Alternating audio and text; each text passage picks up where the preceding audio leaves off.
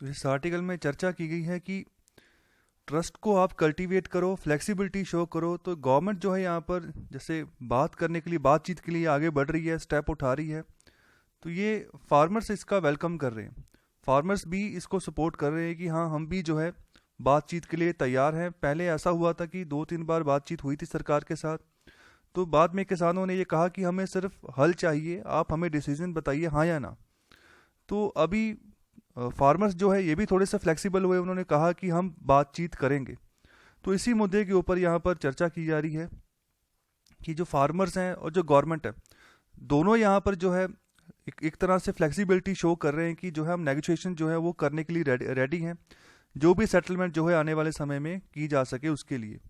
तो गवर्नमेंट की अगर बात करें तो ये भी यहाँ पर अपनी फ्लेक्सिबिलिटी जो है वो शो कर रही है, शो करना चाह रही है, उसकी विलिंगनेस जो है वो दिखा रही है। और उन्होंने यहाँ पर ऑफर भी किया है फार्मर्स को कि जो लॉ है उसको वो अमेंड करेंगे और जो भी डिस्प्यूट्स जो आपको लग रहे हैं उनको यहाँ पर हटाएंगे। तो यहाँ पर ये क्यों कहा गया है, क्योंकि अभी जो ये मैटर है ये कोर्ट को जो है यहाँ पर भेजा जाने वाला है फार्मर्स के द्वारा। तो जिसकी फलस्वरूप जो है सरकार पहले से यहाँ पर कहना शुरू कर दिया है कि वो इसमें चेंजेस जो है कर देगी। अब सरकार क्या कह रही है, अब उसके बारे में थोड़ा सा चर्चा करते हैं। तो गवर्नमेंट ने यहाँ पर ऑफर किया है फार्मर्स को कि वो स्टेट गवर्नमेंट्स को भी अलाउ करेंगी कि जो पैरेलल मार्केट्स होंगी, सो पैरेलल मार्केट्स कहने का मतलब जैसे agriculture produce marketing committee act के तहत जो मंडियां बनी हैं, मंडी जो है वो एक रेगुलेटेड मार्केट है, जो सरकार इसको चलाती है, सरकार इसकी मेंटेनेंस करती है।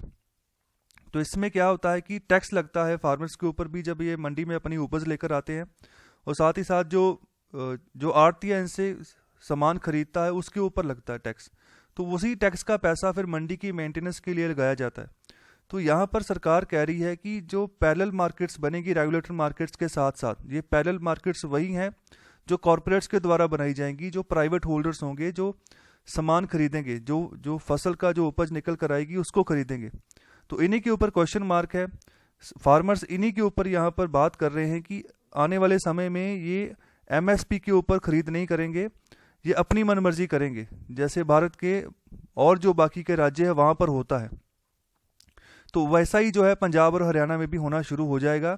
तो इसलिए यहाँ पर आप पूरा का पूरा लॉ चेंज करो। तो इसके ऊपर चर्चा यहाँ पर कर रहे हैं। तो गवर्नमेंट यहाँ पर ऑफर कर रही है कि वो स्टेट गवर्नमेंट्स को भी अलाउ करेगी कि वो टैक्स लगाएं पैरेलल मार्केट्स के ऊपर भी, कॉर्पोरेट्स के ऊपर भी टैक्स लगाएं, कि उनका पैसा जो है वो टैक्स का पैसा यूज़ करके मंडी की मेंटेनेंस के ऊपर लगाया जाए, ताकि कि कल को ऐसा ना हो कि जो सरकारी मंडी है उसकी मेंटेनेंस हो ना, और कॉर्पोरेट जो है अपनी अलग से मंडी बनाकर बैठ जाए और मजबूर कर दे किसान को कि आप वहीं पर आके जो अपना सामान बेचो, हमें हम वहीं पर खरीद करेंगे, और कल को मनमानी भी करेंगे कि हम इतने ही पैसे देंगे, इससे ज़्यादा जो है पैसे नहीं देंगे पर क्विंटल के हिसाब से। तो इसके अलावा और भी गवर्नमेंट प्रॉमिस कर रही है कि जो मिनिमम सपोर्ट प्राइस है, जो भी असॉर्टेड कमोडिटीज़ हैं जिनके लिए एमएसपी मिलता है, उसके लिए ये चलता रहेगा। तो यहाँ पर किसान कह रहे हैं कि आप हमें प्रॉमिस कर रहे हो, आप हमें लिखित में क्यों नहीं देते। तो ये भी यहाँ पर क्वेश्चन मार्क चलता रहा है फार्मर्स का, जो यहाँ पर डिमांड चलती रही है। तो फार्मर्स यहाँ पर कह रहे हैं कि हमें यहाँ पर कुछ नहीं लेना देना, हमारी एक ही डिमांड है, जस्ट जो लॉस बनाए हैं आपने तीनों के तीनों लॉस, उनको ख़त्म कर दो।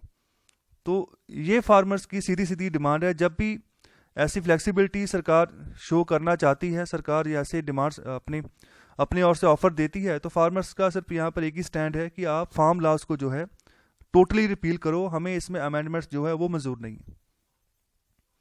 और आगे यहाँ पर बात कर रहे हैं कि फार्मर्स को गवर्नमेंट को अप्रिशिएट करना चाहिए कि ऐसे हालातों में भी सरकार जो है यहाँ पर अपने जो भी इनके पास रिसोर्सेस हैं उनको यूज़ करिए। स्कार्स रिसोर्सेज मतलब कि पैसा वैसे ही सरकार के पास कम है, टैक्सेस आ नहीं रहे हैं इन सिचुएशंस में भी, तो फिर भी सरकार जो है यहाँ पर जितनी हमारे नेशन को फूड सिक्योरिटी के लिए जितना ग्रेन चाहिए उससे 3.5 गुना ज़्यादा यहाँ पर खरीद रही है किसानों से।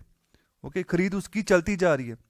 तो यहाँ पर एक और तो सरकार यहाँ पर खरीद रही है, दूसरा जो यहाँ पर एमएसपी के तौर पर प्राइस मिल रहा है उसकी वजह से अगर हम उसी ग्रेन्स को जो हम एक्सपोर्ट करेंगे बाहर की मार्केट में, तो वो बहुत ही प्राइसी हो जाते हैं, महंगे हो जाते हैं। अगर हम कंपैरिजन करें, अगर हम यहाँ पर चावल एक्सपोर्ट करेंगे, दूसरी ओर वियतनाम बैठा है, वियतनाम भी यहाँ पर काफ़ी बड़े पैमाने पर जो है राइस उगाता है, तो उसका भी एक्सपोर्ट होता है।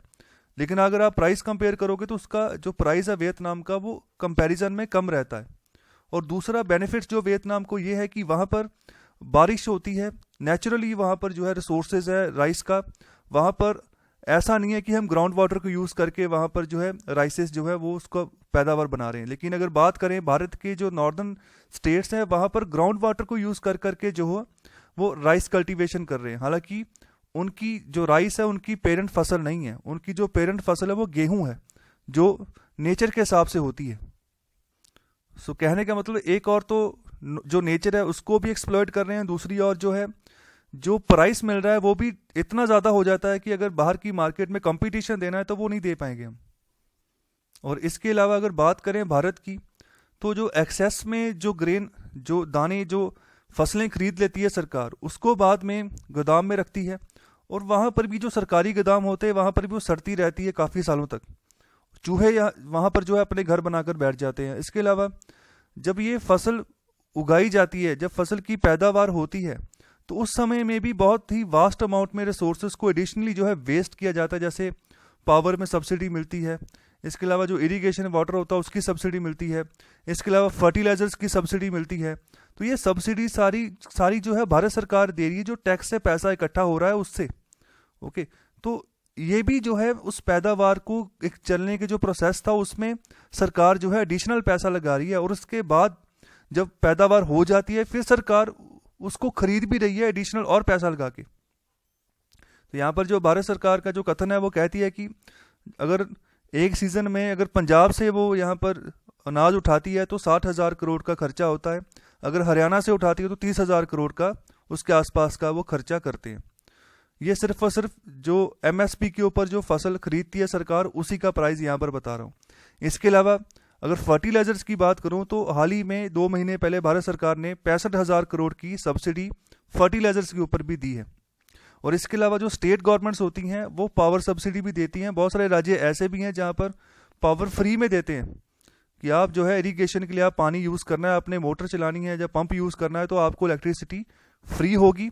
और यहाँ कुछ राज्य ऐसे हैं जो बहुत ही कम जो है चार्जेस लगाते हैं पर यूनिट।